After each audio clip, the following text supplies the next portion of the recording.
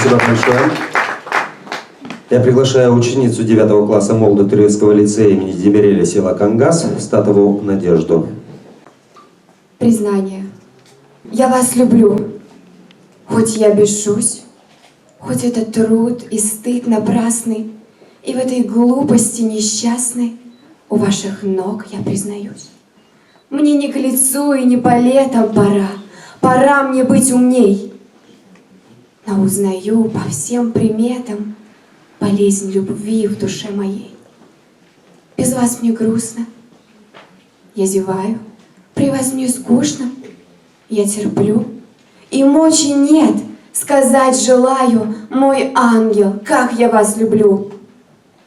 Когда я слышу из гостиной ваш легкий шаг, или платье шум, или голос девственный, невинный, я вдруг теряю весь свой ум. Вы улыбнетесь, мне отрада, вы отвернетесь, мне тоска.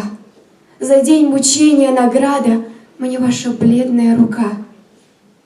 Когда за пяльцами прилежно сидите вы, склонясь небрежно, глаза и кудри опустя, я в умилении, молча, нежно любуюсь вами, как дитя. Сказать ли вам мое несчастье, мою ревнивую печаль, когда гулять порой в ненастье вы собираетесь вдаль?